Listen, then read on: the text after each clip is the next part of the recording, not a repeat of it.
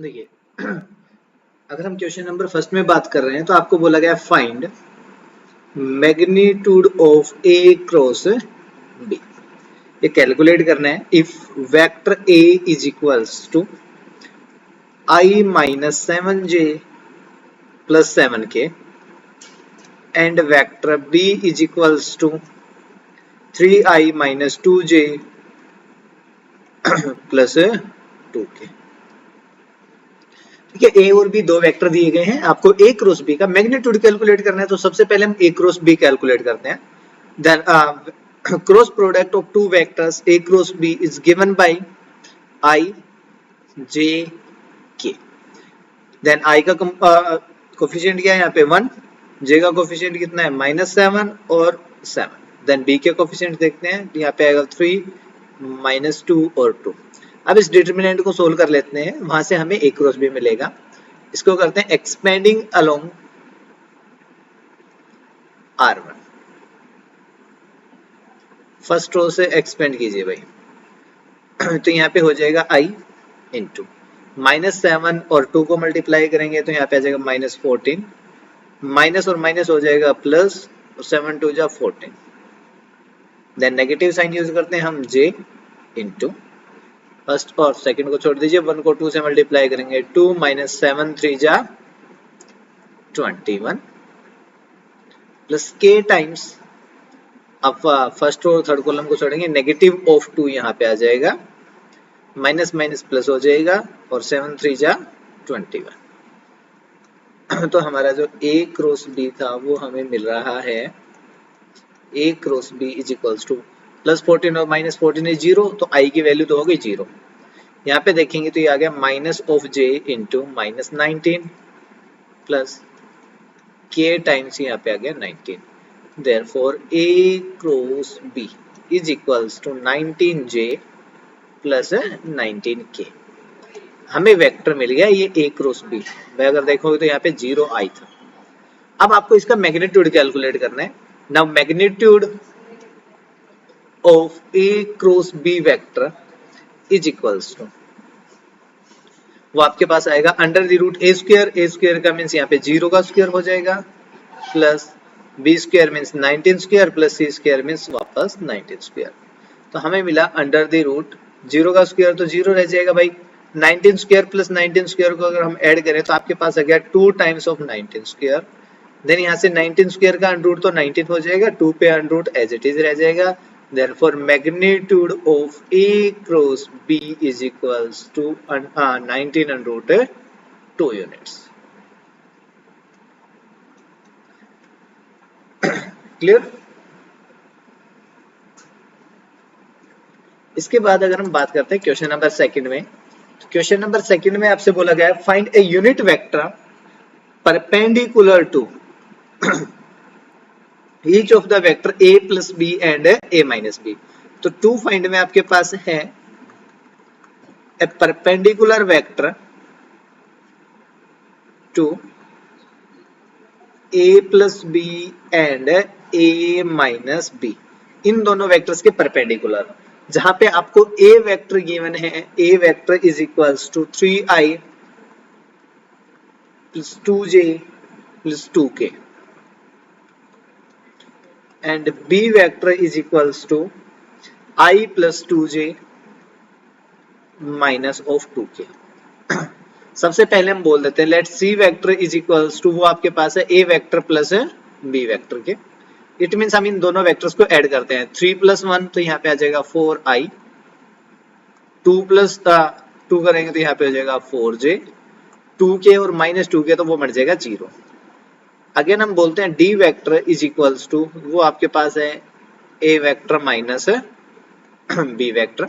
तो इसमें से ये माइनस करेंगे, 3 - 1 करेंगे तो भाई आपके पास आ जाएगा 2i, 2j - 2j करेंगे तो 0, 2k माइनस और माइनस प्लस हो जाएगा तो यहाँ पे आ जाएगा 4k।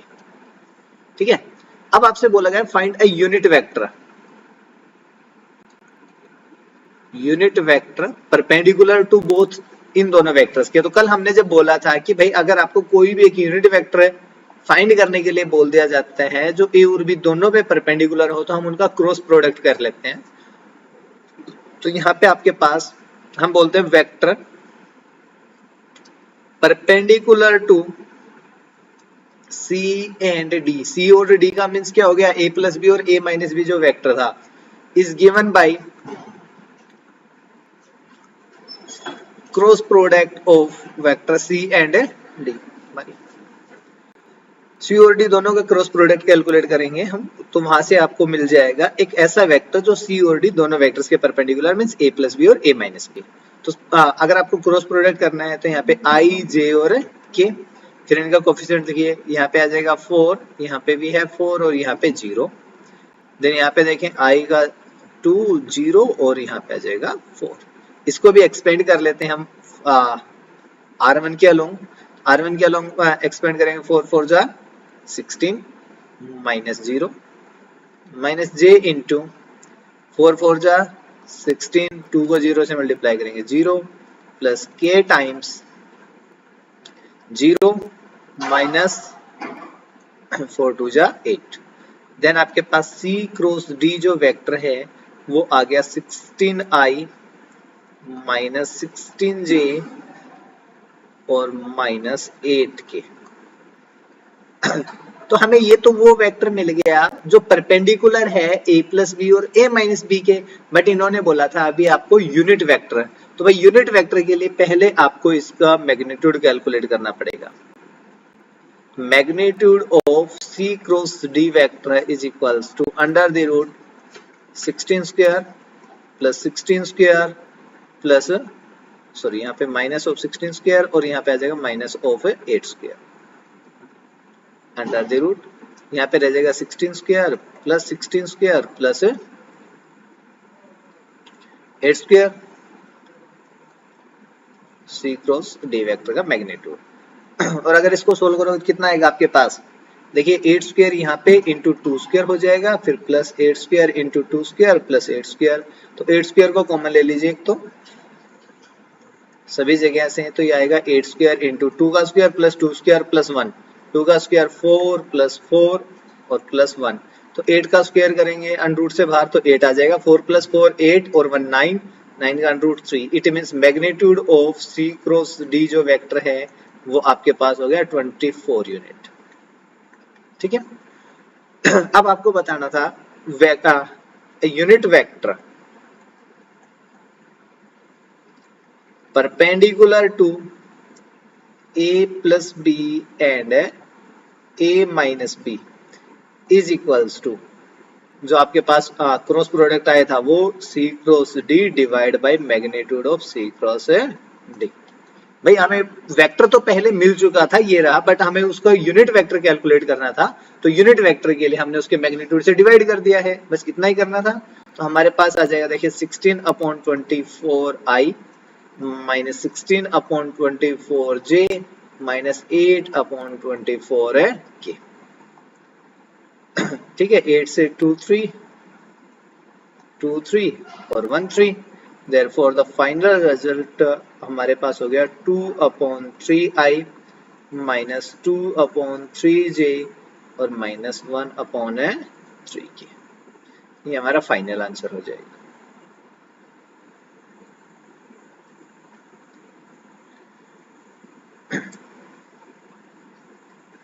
ठीक है, नेक्स्ट देखिए question number 3।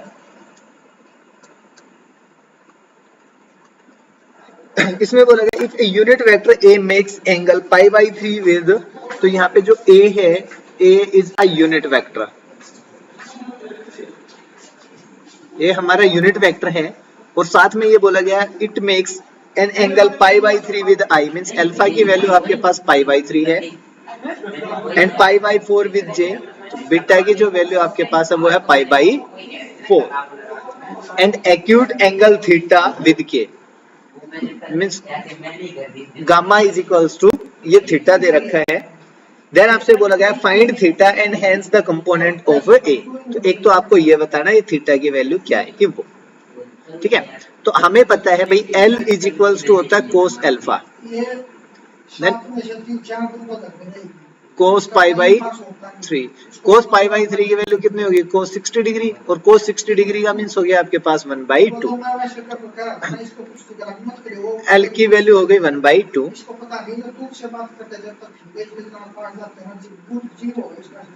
cos beta, cos beta की वैल्यू कितनी होगी आपके पास पाई बाई 4, पाई बाई 4 का मीन्स हो गया 45,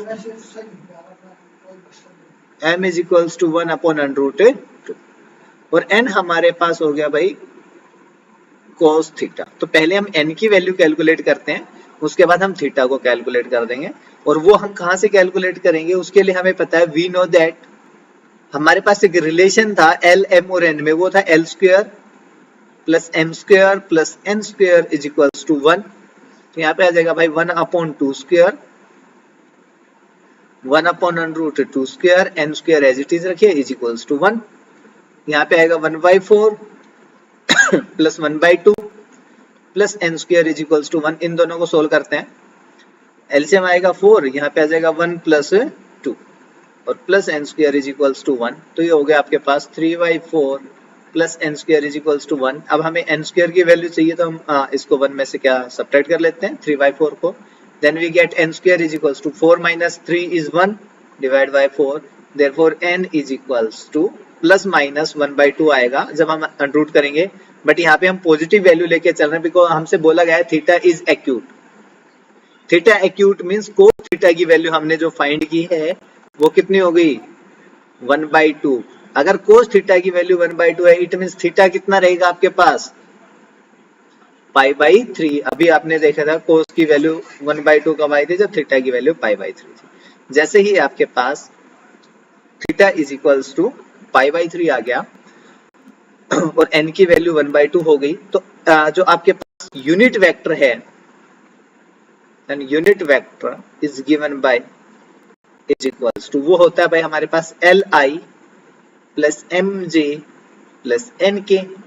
L की वैल्यू आपके पास है 1/2i, m की वैल्यू है 1/√2, j प्लस n की वैल्यू कितनी है हमारे पास 1/2 k। तो इन्होंने जो a यूनिट वेक्टर बोला था वो a का यूनिट वेक्टर ये है।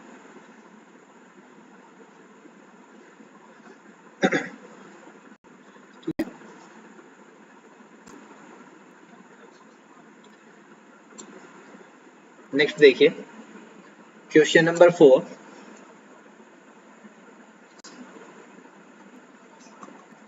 क्वेश्चन नंबर 4 में बोला गया show that a minus b cross product a plus b के साथ इज इक्वल्स टू, तो ये इक्वल होगा 2 times of a cross b के, ये प्रूफ करना है हमें। तो इसके लिए हम लेफ्ट हैंड साइड लेके चलते हैं, LHS is equals to a minus b cross product किसके साथ a प्लस b के साथ। क्रॉस प्रोडक्ट भी डिस्ट्रीब्यूटिव मींस a को हम दोनों जगह मल्टीप्लाई करेंगे और क्रॉस करेंगे भाई, a का क्रॉस प्रोडक्ट a के साथ, फिर बीच में प्लस का साइन था यहाँ पे, तो a का क्रॉस प्रोडक्ट b के साथ, फिर नेगेटिव ऑफ b है तो नेगेटिव ऑफ b का क्रॉस प्रोडक्ट a के साथ, फिर यहाँ पे नेगेटिव और पॉजिटिव मल्टीप्लाई होंगे तो नेगेटिव आएगा b का क्रॉस प्रोडक्ट b के साथ। अब यहाँ पे देखो भाई सेम वेक्टर का आप सेम वेक्टर के साथ क्रॉस प्रोडक्ट कर रहे हो, देन इनके बीच में एंगल कितना हो जाएगा 0, और एंगल 0 होते ही sine theta is equals to 0 हो जाएगा because sine 0 is equals to 0। तो सेम जैसे हमने कल किया था i cross i is equals to 0, तो सेम वेक्टर का क्रॉस प्रोडक्ट सेम वेक्टर के साथ 0, देयरफॉर ये जो क्वांटिटी थी ये भी 0 और b क्रॉस b भी 0। तो हमारे पास जो बचा वो है a cross b minus b cross a। अब आपने एक ये देखा था भाई i cross j is equals to k आ रहा था, और j क्रॉस i हमने किया था तो माइनस ऑफ k, मींस ये जो दोनों है ये एक दूसरे के नेगेटिव होते हैं। तो यहाँ पे अगर हम इसको चेंज करना चाहिए नेगेटिव साइन के साथ, तो यहाँ से हमें मिल जाएगा a क्रॉस b प्लस का साइन, और b क्रॉस a की नेगेटिव वैल्यू आपके पास हो जाएगी a क्रॉस b। अभी दोनों क्वांटिटी सेम है तो दोनों को ऐड कर लेते हैं, 2 times of a cross b which is equals to RHS।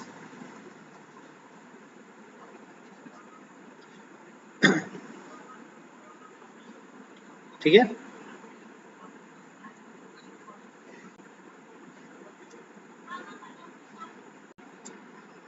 Next देखिए,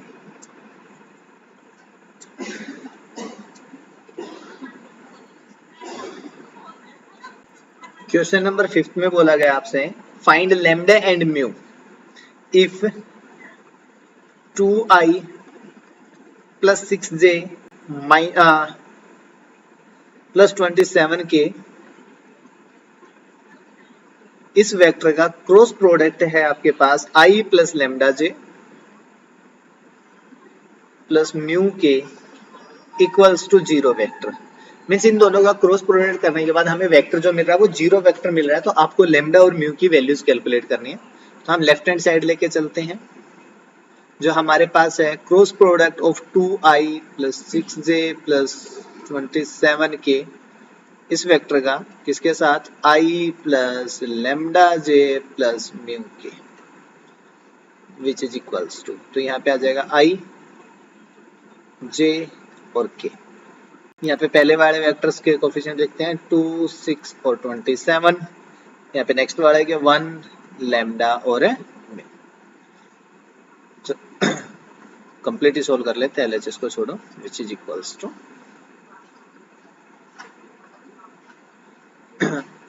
हमें अगर इसको सोल्व करना तो हम एक्सपेंड करते हैं फर्स्ट रो से, तो आपके पास आ गया i vector 6 mu minus 27 lambda, then negative of j vector first column को छोड़ेंगे तो यहाँ पे आएगा 2 म्यू माइनस 27, फिर प्लस k टाइम्स इसको छोड़ेंगे तो 2 लैम्डा माइनस 6 1 जा 6 इज इक्वल्स टू 0 वेक्टर है, तो यहाँ पे भी आ गया 0 vector.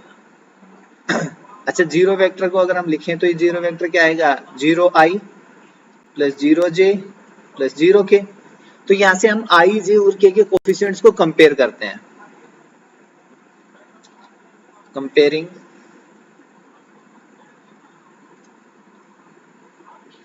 Coefficients of i j and k we gate.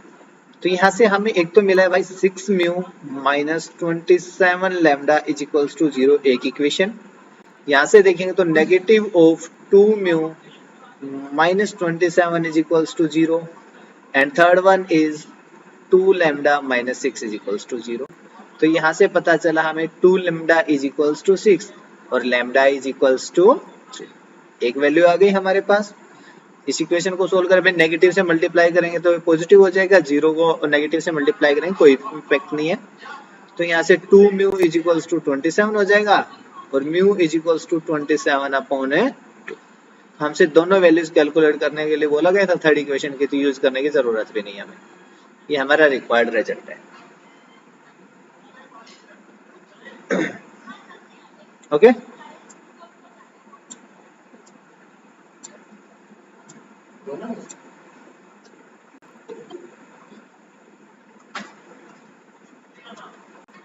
Question number 6 देखिए, you are given that a dot b is equals to 0 and a cross b is equals to 0। दो चीजें पता है भाई, चलो एक एक को अलग अलग सोल्व करते हैं। भाई a dot b equal to 0, तो यहां से हमें एक चीज का पता चलता है, either vector a equal to 0, vector b equal to 0 और तीसरी कंडीशन क्या है, vector a is perpendicular to vector b। ठीक है, अगर a क्रॉस b 0 है तो यहां से भी हमें तीन चीजें पता चलती हैं, either vector a equal to 0 और वेक्टर b इक्वल टू 0 और vector a is parallel to vector b। क्या ये दोनों कंडीशंस एक साथ पॉसिबल है कि दो वेक्टर आपस में परपेंडिकुलर भी हो जाएं, वही दोनों वेक्टर्स आपस में पैरेलल भी हों? क्या ये चीज पॉसिबल है हमारे पास एक साथ? ऐसा तो पॉसिबल नहीं है ना भाई। देखो अगर दो वेक्टर्स परपेंडिकुलर हैं तो फिर वो पैरेलल नहीं बन सकते कभी भी, और अगर दो वेक्टर्स पैरेलल हो गए तो फिर ये आपस में परपेंडिकुलर नहीं हो सकते कभी भी। या तो ये होगा या फिर ये होगा, इनमें से कोई भी चीज एक साथ तो पॉसिबल हो नहीं सकती। तो अगर इन दोनों में से कोई भी चीज पॉसिबल नहीं है तो उसके बाद आपके पास क्या बच गया, this implies either vector A equals to 0 और vector B equal to 0।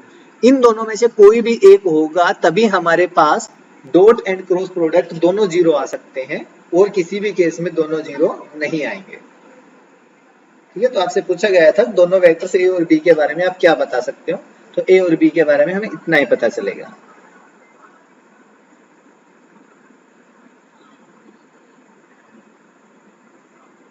Okay,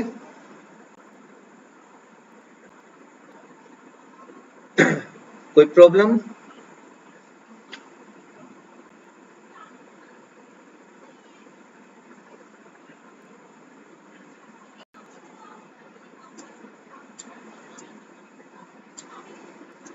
देखिए नेक्स्ट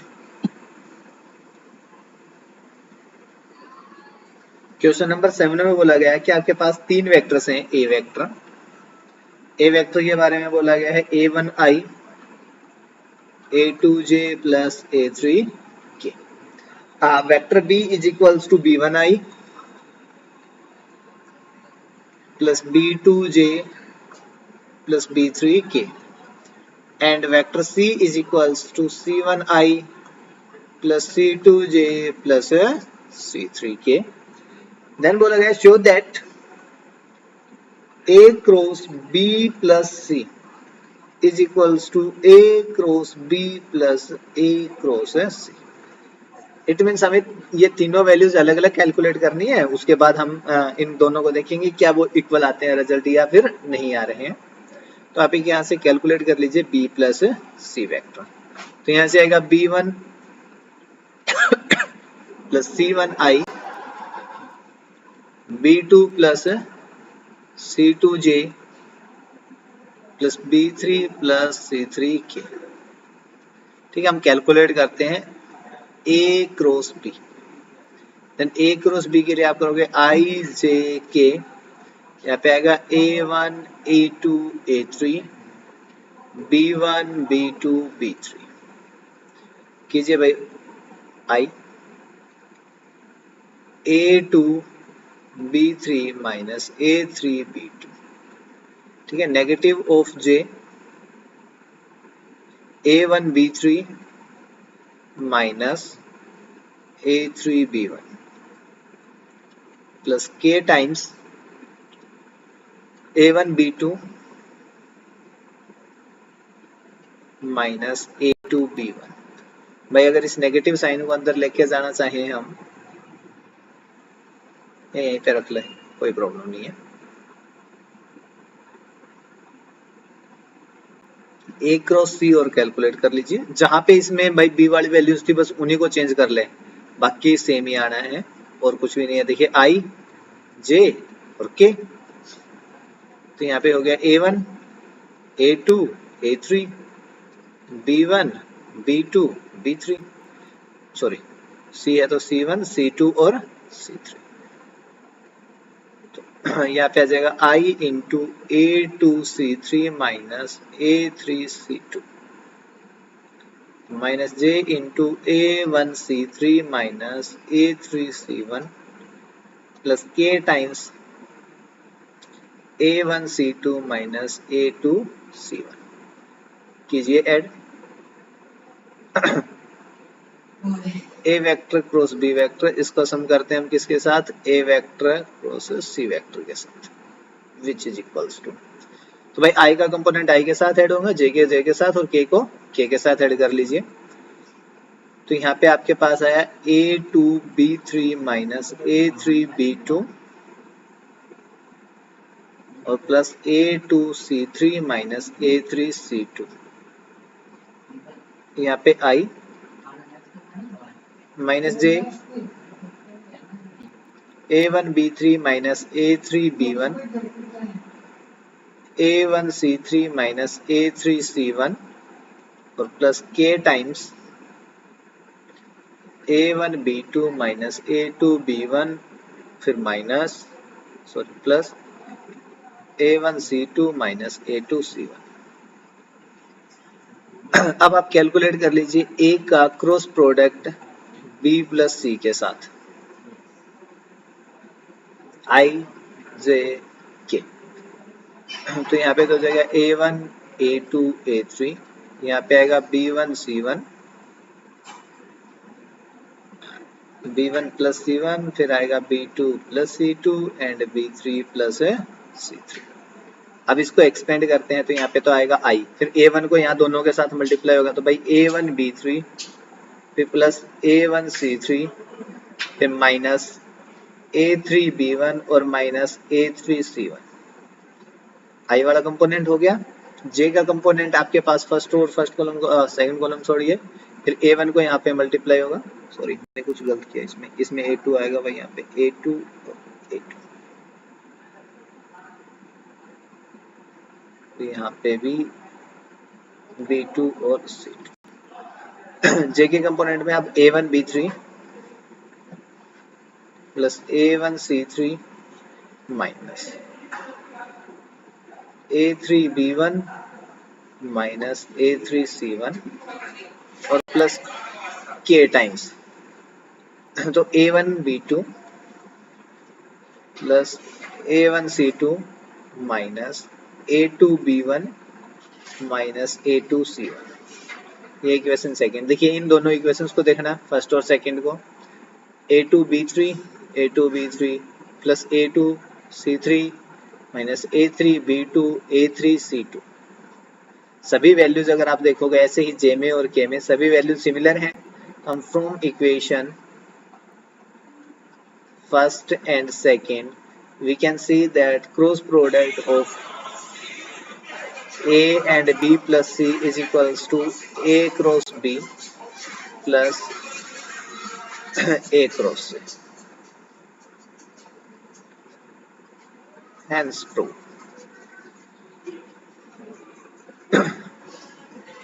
ठीक है।